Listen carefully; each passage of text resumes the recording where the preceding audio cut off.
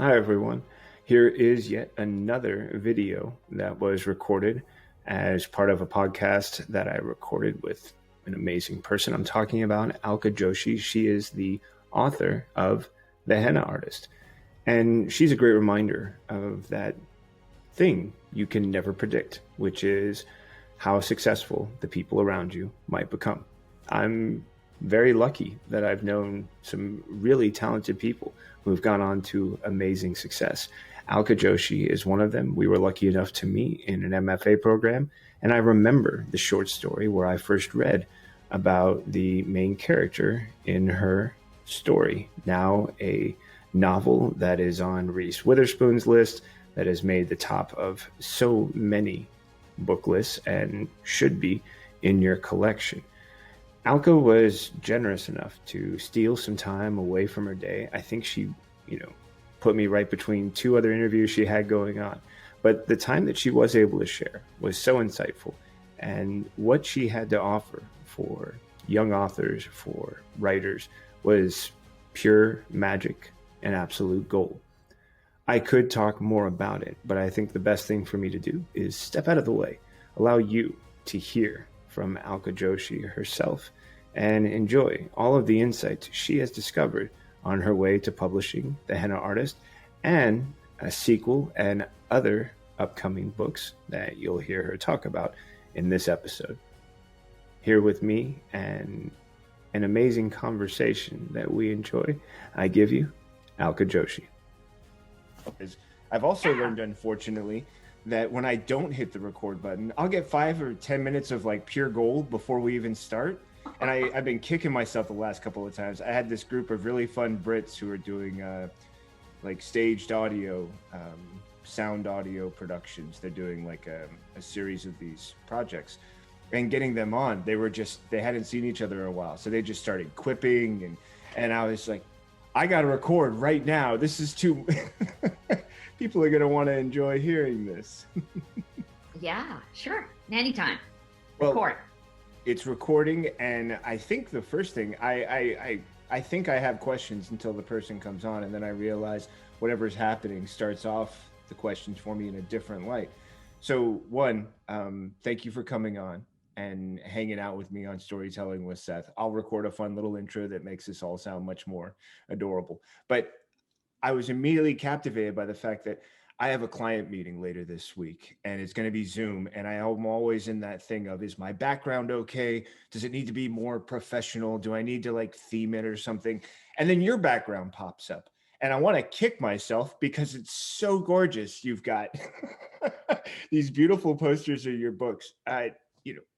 I love the fact that we're able to know exactly what you've done and what else we can look forward to and more just by looking at your Well, background. I looked at a bunch of author Zooms and I realized that they all always have bookshelves in the background, all these books that they've collected over the years. And I thought, oh my gosh, I find myself wanting to know what is on those bookshelves. And I didn't want anybody else to be distracted. So I thought, where is a place in my house where I can set this up and there's not a busy background? And there's this painting behind me, this large yellow and green painting that I think we bought like 25 years ago when we were first married. And so it always hangs somewhere in a house that we move into. And so this is where it's hanging. So that's how I first started. And then my publicists at the HarperCollins, they sent me the first poster of my book. And I thought, oh, you know what? That's really good. I'm going to put that in the background. So that was the first thing I had. And then when they sent me the second poster, I thought, hey, I can just be like between the bookshelves of my two books. Bookended by your own success. That's not too bad. Oh, That's I not like too that. bad at all.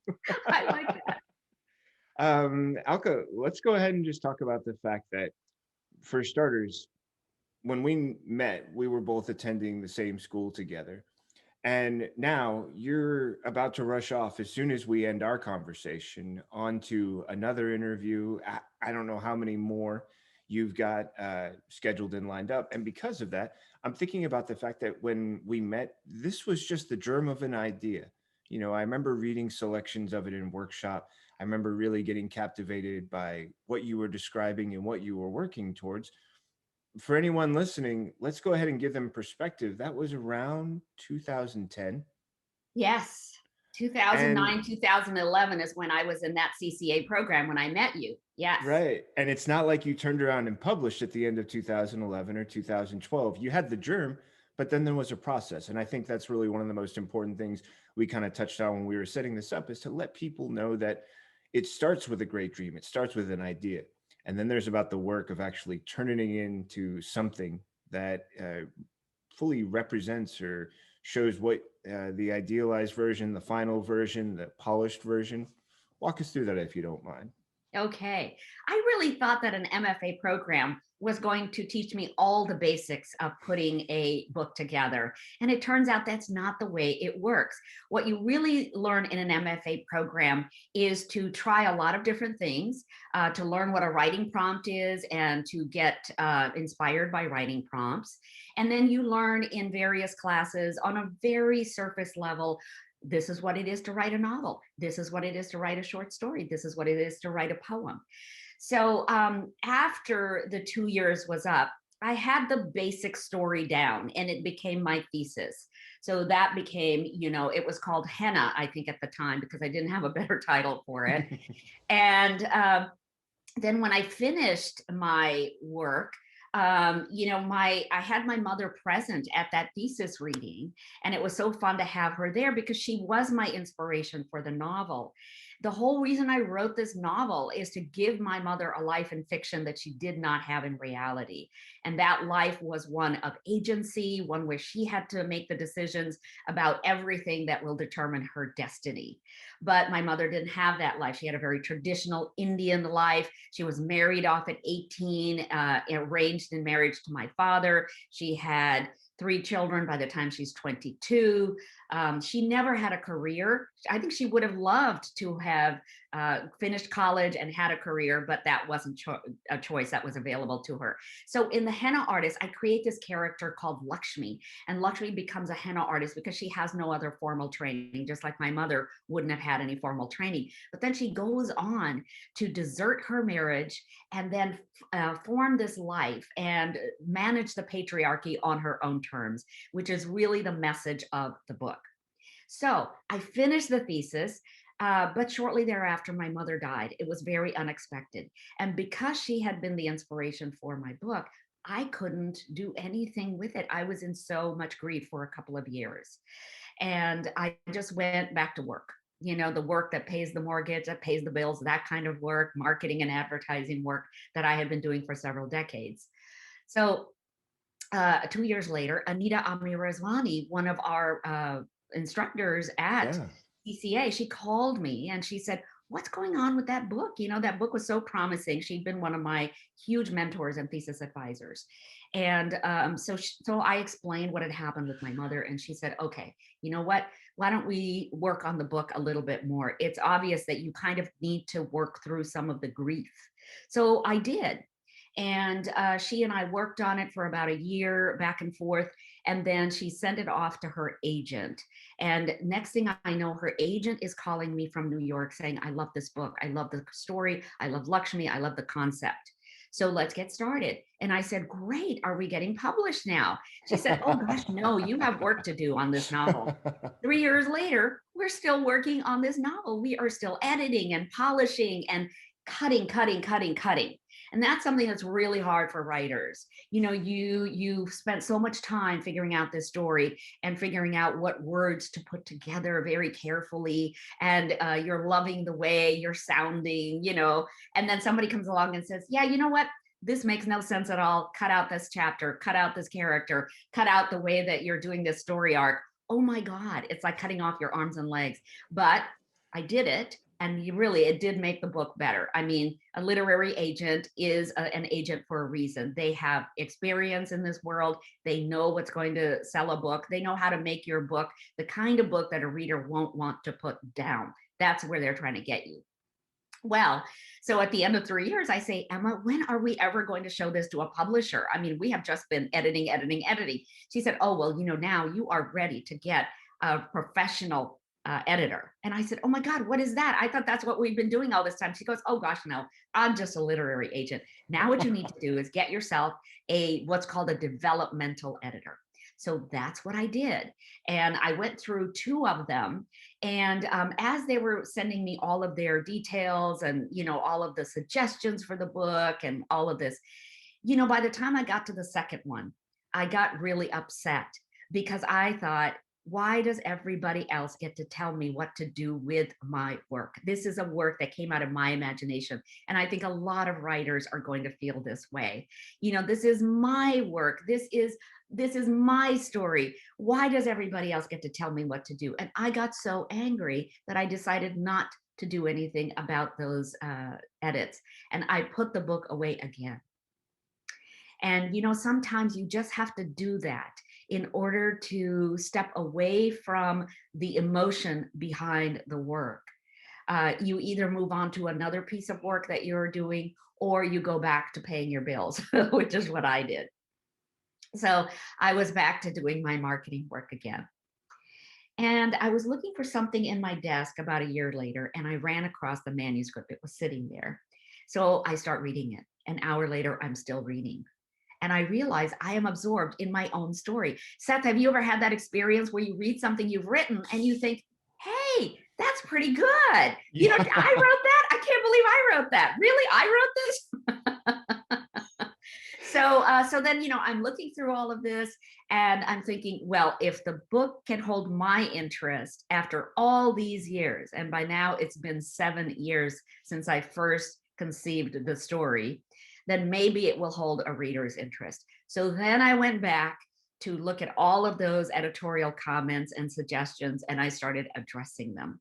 And I realized that what these editors were saying was, this is a good book. This will get published, but here is a way that you can make it even better. You can make the scenes more compelling. You can make the characters the kind of characters that readers are going to care about.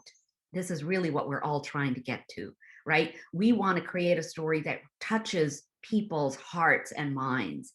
And that is what these editors were trying to teach me to do. Seth, I think at all points in our lives, we are either a student or we're a teacher. And even when at the age of 51, when I first started this novel, I knew that I had to get back into the frame of mind of being a student. I had to learn from other people who knew way better than I did. They might be younger than me. They may have less experience in marketing and advertising the way I had, but they knew about the publishing and writing world. So I just had to let go of my ego and start anew. Now, I kept addressing the points that the editors had made, and I addressed probably about 80% of them, because you do realize as you go along this path that some comments are made to be addressed and some comments just really do not jive with your intention for the book. And you always have to keep that intention in mind. The intention is, I wanted to write this novel about female agency, female empowerment, to give my mother the kind of agency that she didn't have in real life. So I had to look at each of the comments that were given to me. And I just had to say, okay, does this address the intention that I had? Or is this taking me in a place I don't want to go? So I finish all of these edits and I send it back to my agent and I say, Emma, it's been 9 years since I first conceived this book. Could we please send it off to a publisher? And she still had some reservations, but I said, Emma, I can't make any more changes. I have already made so many changes in this book, and I do think it's the best book that it can be as of now. So she said, okay, finally. And I even gave her the option of not being my agent anymore. I said, Emma, maybe you're just tired of being my agent. Maybe you just want me to go to another agent. Maybe you want me to seek other representation because you are sick of this book. And she said, no, that is not it at all. I do think it's a fabulous book. Let's go for it. 2 months later, we have an offer from Mira Books, which is an imprint of HarperCollins. So that is how we sold the book. Now, there's another thing that happens once you sell the book. You get a new editor, and that is the editor at the publishing house. And they have the final say so in what they want you to do. And she did have a major character change for me to make. And I had to make it. Do you know what I mean? It's like you have a contract, you are so close to the finish line. Now your final editor, the one who acquired the book, is telling you that there is still something else that you could do to improve the book. You're going to do it. You know, there is no resistance at this point. Wow. So that is where we ended up. And I have to tell you that the book that people are reading today is my 30th draft of this book. That is how long it took me to get to the point where a publisher said, we're done. So, and we're not talking about like, this isn't a 50-page novella that we're talking about either. We're not talking about 30 drafts of, a 10-page paper. Right. We're talking about 30 drafts of a novel. Yes, 350 pages. And every time you do a draft, you have to start over at page 1. It's not like you can just address one particular scene, because once you start editing one scene, it may lead you to edit the next scene, or maybe a scene prior to that. Or maybe it'll change the trajectory of somebody or the backstory of somebody, that particular scene that you were working on. So you start again from page 1. Yeah, I would always laugh when someone would suggest the idea of putting in an element that could build throughout in different ways. And I would find myself going, okay, so one, where do I introduce this element? And then how do I find a way to increase it, throughout the rest of the story? Like, how do I not only incorporate that idea, but also make it feel like it's something that should be there, instead of me just like parting a couple of words, dropping this idea and parting a couple of words and dropping it in and thinking, hey, I've done enough. Because no, simply by adding this, whatever this element might be, and that's just one example, you're changing the tone of everything around it. You're either amplifying, you're, lowering the volume a bit. That's a lot. And I can only imagine how many people would go, but you're supposed to fight for your dream. You're supposed to be unrelenting. You're supposed to be determined. And yet you also want this to be a published book that's available to others. And when you're put in that situation. Yeah. And I think that it's more than just being published. I wanted to write something that mattered to me and that would matter to other people. And I do think that this is a distinction that people should keep in mind when they write. It's not about selling your book. That's not what you're doing. Your intention has to go deeper than that. What is it that you want to say in this book that is going to resonate with other people? How are you trying to reach people? Now, at this point, I had no idea that this book would reach anybody. But at this point, I have heard from thousands and thousands of readers, and I've done 350 book clubs where I get verbal comments from folks. And the astounding thing that people tell me, no matter what country they're from, no matter what culture they're from, is that the Henna Artist reaches them on a deep level. That is so satisfying as a writer. It is so satisfying to have people know that you have somehow either impacted their life, gotten them in touch with some part of their life they had forgotten about, or a character in their lives, in their real lives, a family person or a friend that they had lost touch with. But the book is resonating with them on all these other levels, that is allowing them to feel heard and to feel, like they matter in this world also. That is where you're trying to get to. That's the important thing for people to remember. It is not about just finding an agent. It's not about just getting published. It's about the story behind the story. And this is something they don't teach you in the MFA programs. It's the story behind the story that resonates with people. Why did you write this? Always keep that in mind. I think you did a great job of bringing that up. And I'm just going to warn you, if you hear any background noises while I'm talking, as we moved our time, it also just, it's been a serendipitous thing for me that whenever I have to schedule one of these, that's the time people either have to get ready for work or everyone's going to wake up. And I laugh because I'm to the point where I might go into a small closet I have and sort of just wall myself away in there. But if I still hear noise, I'll probably go nuts. There's this old, I want to say it was from the 50s. There's a great old black and white movie about a screenwriter who's trying to get away. and they send him to a house that has just one key. They tell him, you'll be great. You just sit down, lock the door, and no one else has a key. And throughout the night, different people who all are also supposed to only have the one key to the house keep showing up and interrupting him. And he's just like, I'm in the house with one key. I don't know what to do with my. Now, I want to point out a couple of things. One, you introduce something that I feel is so universal right away in when I was reading your book. And actually, I have to change that because I'm not actually reading your book. I'm listening to your book.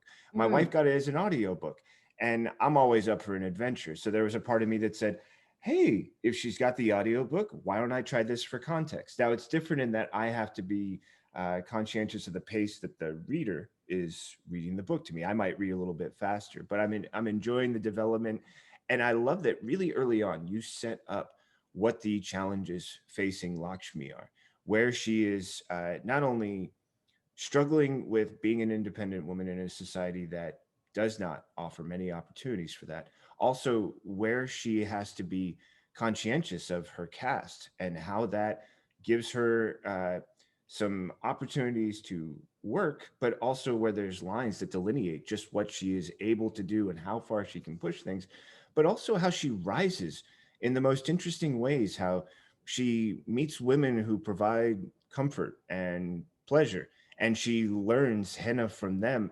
And through that, she navigates her way upward. And in doing so, I was not only moved by that, but it struck back for me to something you and I were talking about, which has been so wonderful since you mentioned it. I'm working on a book, and when I brought up to Alka that I was talking about it, when I was, this is for anyone listening, but when I brought this up with you, you said, well, what's the story behind your story? And as we started talking about that, I immediately afterwards rewrote my pitch letter, and I'm still reworking it. And I have a friend who he's actually got a request recently for more pages. And I mentioned it to him, and I said, hey, I know you got that. I'm just telling you, I heard this great idea. When did you discover that recognition that that was something that you not only wanted to make sure was important in your pitch letter, but was going to be a driving force as you were working on this book, and even as you're getting editorial, suggestions and uh, decisions, and even when you're meeting with a final editor who's making these big changes, you had that intention from early on. You brought it up to me. What was this driving force? And this is a story that your mother could have lived, but she didn't get a chance to. When did you sort of like, I've got it. I've struck that chord, and I can hear this beautiful resonant tongue, and everything feels like it's come together. I've had that moment. You can press the palms, and you're like centered, perfect. I found it. Well, I would love to be able to take credit for this idea, but it is not my idea. I have to tell you that almost everybody, including Anita, including the my agent, my editors, everybody kept asking me this question, but they didn't phrase it as what's the story behind the story. They said, why are you writing this story? That's the question that they kept asking me to answer. And then I realized, oh, it took me years to understand that what they're saying is, why are you writing this particular story? You could have picked any story out of the atmosphere, right? You could have picked a story about what your neighbor is doing today and how they're murdering people. Or you could have picked the story about, going to the fruit market and buying a particular fruit that you've never seen before in your life. But you picked this story. Why did you pick this story? And it wasn't something that I could answer immediately. It took me a while to get to the get deeper and deeper and deeper and deeper. And I realized, oh, it's because I saw my mother my whole life. I've been seeing my mother not have any kind of power in her life. I have grown up with this woman whom I really don't understand and I don't know. And as I got to know her more, because she lived with us for the last 7 years of her life, and I was taking her back to India many times to say hello and goodbye to people, I realized that there is a whole other part of her life that I didn't know anything about. And this was all happening at the same time that I was in that MFA program. I was going back and forth to India a lot. And in so doing, I learned so much more about my mother. And I realized she could have had a whole different life. How can I manifest a life for her in fiction that I cannot change the life that she has had, but I wish she could have had a different life. I felt so much empathy for her in that moment. And it took me years, I think, of exploration about why I was writing about this one woman named Lakshmi who was leave her marriage and find herself. And that is something I think I secretly wished for my mother. I wish that she could have left her marriage and found herself. Um, that's really powerful to discover. I think, I mean, I'm going to be remembering what you said to me when you said it to me for a very long time. Like, it was really impressive because you kind of, I started to explain, and then you really dug down on me. You were like, no, no, no, no, no. We're going to get past that. I want to talk about why you want to write this.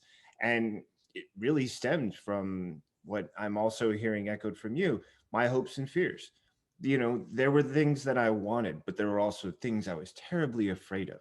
And as we were talking about it, I became so aware of how what I was writing about was a reflection of both my hopes and my fears. And I think for many, that could be an undiscovered driving force that if they were able to look at their work and identify where the hopes and fears lie, that they could potentially unlock what you've described so well and what I'm still in the process of unlocking. It's a powerful thing to consider because there's a reason, right? I mean, you pointed out so well, it's not about getting published. It's not about finding an No. agent. It's about why you're bothering to write this story, why you're willing to Yes. put in the time. Yes. Why are you willing to put in the time to write this? Why is it so meaningful to you? Because if it's meaningful to you, Seth, the reader will feel that and it will be meaningful to them. Because when you're digging really deep down about who you are and who the people around you are and how they have shaped your life or your worldview, that is very powerful to figure out about yourself. And it's where a lot of people want to be. A lot of people want to know, how is it that they think the things they do? Why did they marry the person they married? Why are they living the lives they're living? And books, I think, help them figure out the answers to that. So if you're writing something that is deep from within you, and these are lessons you have learned in your life and you want to impart them, or these are explorations about your past or about your family that you want to make some sense out of, it's going to make sense to the reader. It's going to reach them in a way that you just could not have predicted. Mm.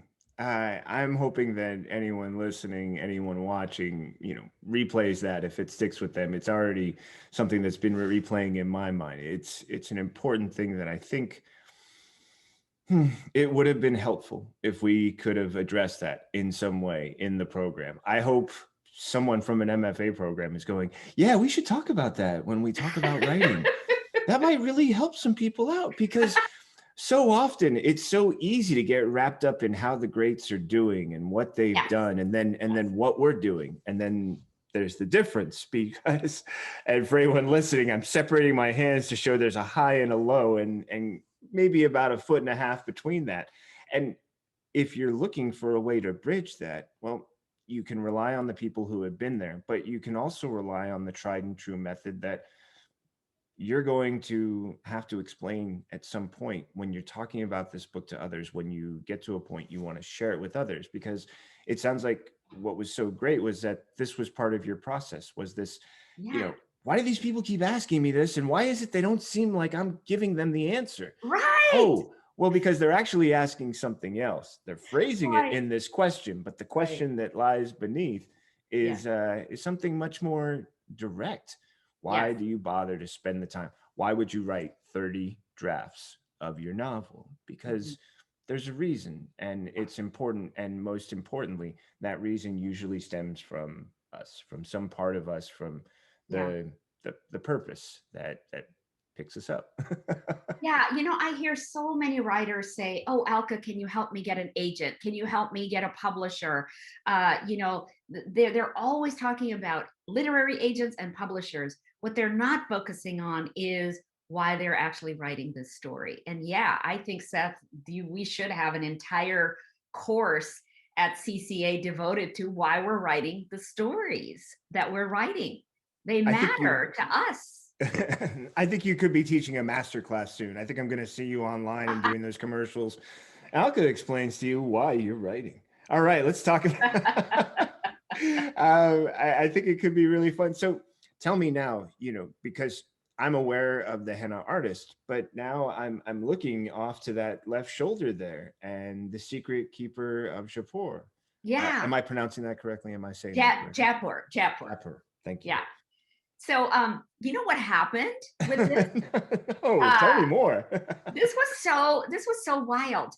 I had lived with the characters of the henna artist for so many years in my imagination that they are with me all the time. I know that may seem weird, but maybe not so much when you're a writer. When you're a writer and you have been writing about characters for year after year after year, they do take a space in your head, and they're constantly sort of talking to you. And so one of the characters, once we had put the henna artist to bed, he kept asking me to please write this story about himself. At the same time that the book is out, and reviewers are the first ones that you will hear from. They're the early reviewers on Instagram, early reviewers on Facebook, or they're reviewing it for their publications and so on. So you hear from them first. And what they're saying is, I love this one character that you have. I love Lakshmi, but I also love this character of Malik that you have in here. So Malik loomed very large in my imagination, and I started writing about him because I already knew what was going to happen to him in the future, and I knew what his past was. This is the other thing, Seth, about writing every character in your novel. Whether or not you include it in the book, you need to write their backstories and you need to write their future stories. You need to know what is happening with them, where they came from, why they do the things that they do. This is also something that takes years, I think, of exploration with your characters. It's not just a character that you plopped into the book at a certain point.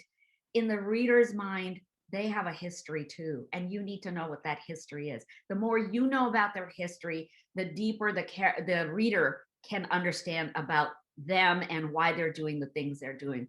So Malik is just somebody I know really well now after all of these years. I know all of these characters well. And then remember, I told you about all of the stuff I had to cut out of the henna artist based on all these editors and agent suggestions. And because I had to cut so much out, I had all of these pages already sitting around with their backstories, future stories, different scenes that got cut out. And I thought, oh, you know what? I already know what's going to happen to this dude. I don't have to start all over again. So I wrote about 20 pages and I sent it off to my agent. And she said, we're going to send this off to the publisher. And I said, oh, well, at this point, the henna artist isn't even out in the bookstores yet. And so I said, oh, I don't understand. Why are we sending this now? I mean, the publisher won't even know that the henna artist is successful or not successful. Why would they even be interested in buying the sequel? And she said, believe me, I think that they are going to love this sequel too. So she sends it off. Immediately, we have a contract. Immediately. Just based on the 20 pages. Wow. And they say, yes, we're going to buy the book. And so then I have to write it. And the writing for the second book came much more quickly. It was really fully formed in my head, what was happening in his life, because I've been thinking about it for so many years. So The Secret Keeper, once again, the plot, just like in the henna artist, the plot only took me about 8 months or so to figure out. Because I don't really know from the very beginning when I start writing what the plot is going to be and how these characters are going to end up. But I know at the end of 8 months after working on something, oh, okay, here we go. Here's what the full story looks like. Now I have to go back in and like a surgeon and make sure that everything is finessed, right? Just like I did over those 9-10 years for the henna artist. So I start writing this book, and I have the story down, and then within a couple of months I send it off, And my editor goes to work, and she just said, okay, this is what I like. This is what I think we need to work on some more. And editors are so good at making suggestions that don't make you feel like they're rewriting the story for you, or that they are changing your story. Their role is so wonderful. It is so elegant, because really they're just trying to get you to write better. They're just trying to get you to reach readers better. That's really what their role is. And so I have phenomenal people in my life who have helped me. The editors, I think my agent did a beautiful job holding back the book to send it to a publisher until she really felt it was ready. So yes, The Secret Keeper of Jaipur comes out on June 22nd of this year, 2 years after I started working on it. And then because I think I have a good working relationship now with my publisher, these are all really important things for people to also learn that you don't learn in an MFA program. Writers, you have to develop good working relationships with the people who are helping you in your life. So I have a really good working relationship with my editor. When they ask me to proof something, I proof it right away. When they ask me to make changes, I think about them. I give them some reasoned answers about why or why not I want to make those changes, and I send those right away. They know that I can deliver what I promise. And so they bought book number 3 just on the strength of me telling them about book number 3. So they bought the 3rd book as well. So I have not written the 3rd book. That is what I am writing this year, but they bought it last year, and they bought it for a lot more than they bought the first 2 books, because they know here is an author we can work with. Here is an author who says, I'm going to deliver this to you at this time, and she does. And you have to have really good work habits for that, Seth. I think, I think going through the MFA program, I realized that the way that people are in their course, in their classes, whether they deliver the work that was supposed to be done, whether they show up and they have had the respectful attitude of reading everybody else's work and commenting on it the way you're supposed to do in a workshop, whether they have read the work that was supposed to be read in order to discuss it in class, those habits are the same habits that you're going to need when you become an author. Those habits carry forward with you in your professional life. So if you show up to class and you do all the work and you show the respect to the other writers in class to say, yeah, I read your work and here is what my thoughts are about it, then you will do well as an author. But if you never show up prepared, if you never show up with respect for your fellow writers, then you know what? That's going to show in your professional writer's life as well. So get your habits in early about how you work. Yeah, it sounds like it was great training. If you took advantage of it, you could train yourself. You could, take advantage of what you were doing and invest in a way that would offer up the great returns you're seeing. And I hope anyone listening, hearing, watching would take that to heart, because you're saying, look, I'm living proof of it. There's what people tell you and there's what they do. I'm telling you, I said it and then I did it. And now here, this is what I have to show for it. Yeah. And Seth, I remember in classes, you were always very respectful. You were respectful of other writers' feelings, and you were looking at their work in a very positive light. You were trying to find all the good in their work that you could find. And I think that that is really important, because you need to be able to talk about other people's work when you also become an author, and you need to be able to figure out who is doing the kind of work that you want to emulate. And it's so important to find those kind of mentors. Just like in any other profession, you need to find mentors whose work and whose work habits you admire, and you want to be like them. And then you want to go up to them and say, I admire you so much. Could you please become my mentor? I also love that you brought up this idea, which I remember in MFAs and through so much writing, there was always the development of the character, the understanding of their backstory. but I didn't hear as often. Sometimes it would be an exercise to flash forward to a point and sort of see where that character is. But the idea that you suggested of knowing where that character is going as well, I got a chance to meet with a gentleman who was trying to become a fiction and novelist. And then he realized that actually comic books were where he wanted to go. But it was because of another comic book writer who said, you need to know the endings for these characters. You need, no matter who that character is, you can be writing Batman, Superman, or a character you created. In your mind, you have to have an idea of what these characters and their ending looks like. And you need to write to that every time you're writing to it, because that is how you develop this sort of through line. You're in this moment writing this character, but the character has a beginning and the character has an end. And I had rarely heard as much about the idea of the ending. So I was so grateful when you brought that up, because it's been on my mind and it's been something I've been applying to my own writing. This idea of not only who are these characters now when I'm telling people about them, but where will they be later? Do I have enough down about their previous life, and then also where they're going? So I love the fact that you brought that up.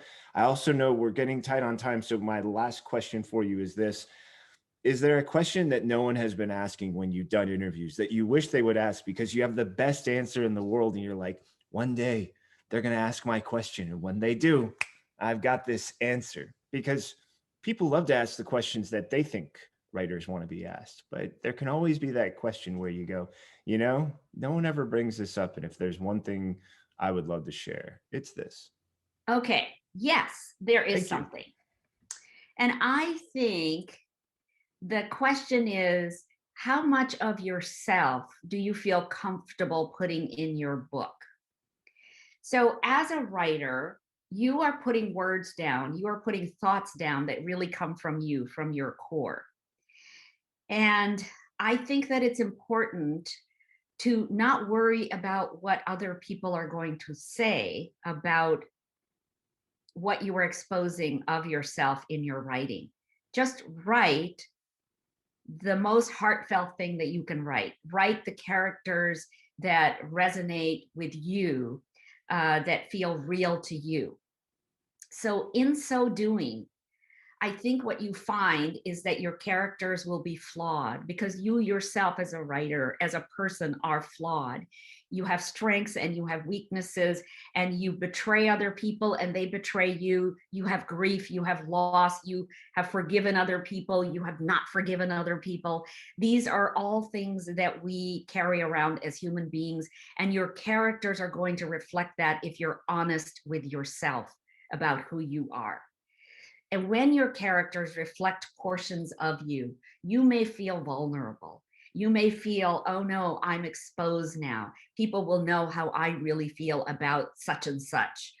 People will know about my sexuality. People will know about, why I hate a certain group of people.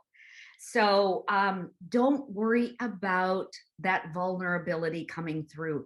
It's your vulnerability that is your superpower. I can attest to that, Seth. I think that everything I feel is in the characters of the Henna Artist. Everything I feel deep down, things that I feel good about, and things that I feel icky about, are all in my characters of the book. And the more vulnerable that I made myself, the deeper I could get into the characters. The more the less I was concerned about exposing myself, the more real the story got. So I would say to people, don't worry about exposing all the good and the icky parts of yourself in your stories. That is what makes you human, and that is what resonates with people. Because everybody knows they have good, bad, and ugly in them. Everybody knows they do, right? We don't want to read about characters who are goody two shoes because we think that's not real. That's ridiculous. Right. We also don't want to read about characters who are just bad through and through, because that's not right either. All of us have humanity. All of us do. Even if we do bad things all the time, we still have humanity. And that humanity is going to come through if you're being real about yourself through your characters. So I think that maybe if I were to rephrase that question, it is, do you worry about making yourself vulnerable to your readers? And I would say absolutely not. The more vulnerable you are as a writer, the more your work will resonate with readers. I think people are so afraid. Seth, people are so afraid to talk about themselves, to talk realistically about the problems in their marriage, to talk realistically about some abuse that has happened to them in the past, to talk realistically about how jealous or envious they are of other people. And really, those are all human feelings. We all have them. And I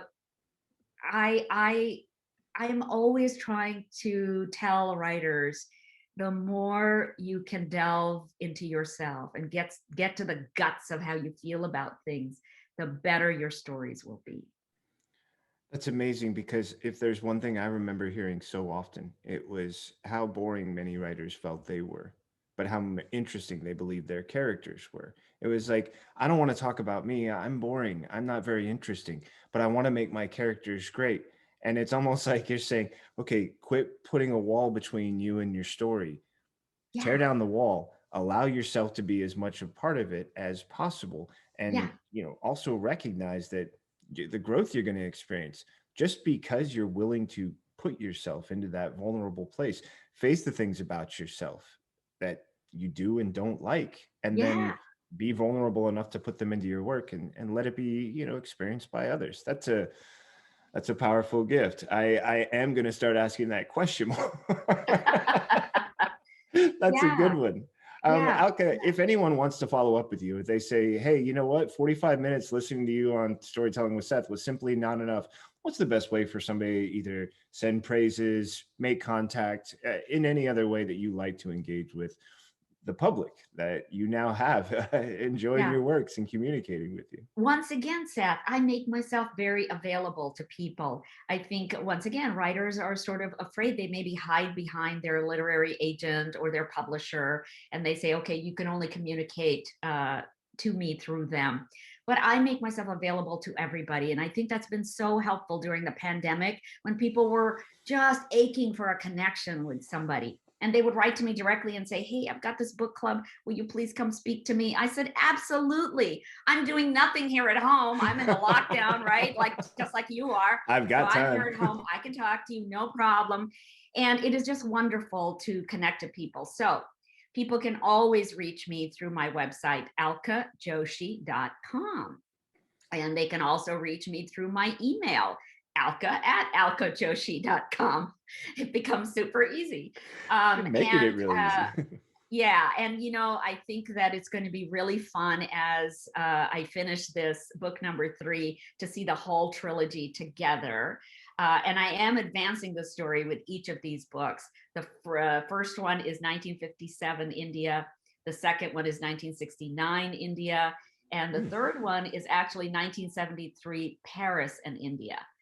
So that's going to be, really fun. And with each of these, they're historical fiction, which I never thought I would be writing, but it allows me to do a lot of research and make the setting and the characters feel very authentic. And I realized that, I've always loved research. I love research. I love, learning about all kinds of interesting things from the past. And so I get to incorporate a lot of that in the research, and I'm loving it. And right now I'm doing research on fragrances and adoptees and adoptive families, because those are all going to be part of the story. Well, So yeah. I can't wait to have you on to talk about the third book, talk about the trilogy, have another great chat. But in 45 minutes, Alka, you just dropped down some of the most wonderful things I could imagine hearing or sharing. And I think I'm not the only one you're going to be hearing that from and about. So thank Thank you you, so Seth. much. It's been a Thank you. blessing. You have been a wonderful interviewee. I really appreciate it. Oh, thank you so much. I'm going to go ahead and stop the recording so we can go ahead and wrap this up. Thanks to everyone listening. And Alka just told you all the great ways to get in touch. If you think she has more insights than she just shared in 45 minutes, I think you're right. I would reach out to her. And that brings us to the end of my amazing conversation with Alka Joshi. I loved hearing about her process, the insight she had for what it means to make the distinction between getting published and writing and telling a story that matters. I love the way she pointed out the importance of that decision and what it meant not only for her writing this book, but how she views all of those books she described are soon coming our way. Keep in mind, the Henna Artist will be available in paperback shortly, and the upcoming sequel will be out in stores this summer. I'd like to once again thank Alka for an amazing conversation, and I look forward to the opportunity to having her back on to talk more about her books, her writing, and the success and stories she can share with us. Please make sure that if you want to keep enjoying great stuff like that, you're subscribed so you never miss out. Until the next time, thanks for joining. I look forward to the next time I get a chance to share another great story with you.